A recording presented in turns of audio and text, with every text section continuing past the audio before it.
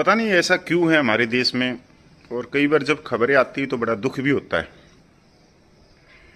कि जो जवान शहीद होते हैं, जब उनका पार्थिव शरीर तिरंगे में लिपट के आता है तो वहाँ बड़े बड़े नेता, बड़े बड़े अधिकारी पूछते हैं और एक नारा लगाते हैं, जब तक सूरज चांद रहेगा तेरा नाम रहेगा।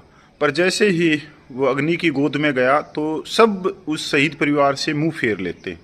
किसी को कोई मतलब नहीं उस शहीद परिवार की गुजर बसर कैसे हो रही है, वो शहीद परिवार क्या किन हालातों में है, कैसे अपना जीवन यापन कर रहा है, कोई जाके देखने वाला नहीं, कोई माइका लाल उनके सिर के ऊपर हाथ रखने वाला नहीं।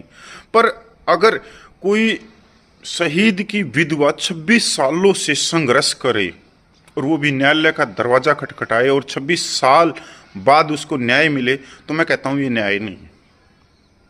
क्योंकि 26 साल कोई सैनिक विधवा आंसू बहाती रहे और किसी को कोई फर्क नहीं पड़े इस देश में, ना किसी नेता को, ना किसी अधिकारी को, तो हम कहाँ जी रहे, कहाँ है।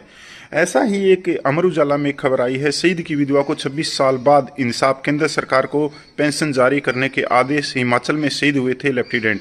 तो बताओ कितनी बात है कि न्यायालय को कहना पड़ रहा है, केंद्र सरकार को आदेश देना पड़ रहा है, ऑर्डर देना पड़ रहा है कि सैनिक विधवा को पेंशन दो। भारतीय सेना के दिवंगत लेफ्टिनेंट की विधवा पत्नी को 26 साल के लंबे इंतजार के बाद इंसाफ मिला। केंद्र सरकार को विधवा को उदार पेंशन जारी करनी होगी। यह आदेश चंडीगढ़ आर्मर्ड फोर्स ट्रिब्यूनल ने जारी किया।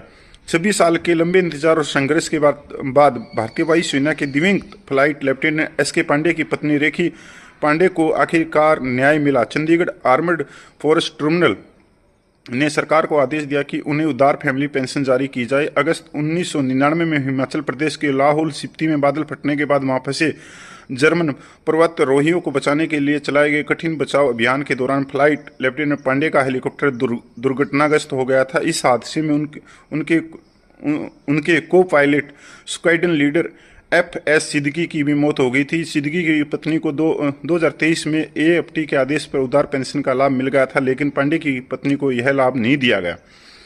साल 2001 में केंद्र सरकार ने 5वें वेतन आयोग की सिफारिशों को लागू करते हुए ऐसे पेंशन में शहीद हुए सैनिकों की विधवा को उदार पारिवारिक पेंशन का हकदार बनाया था।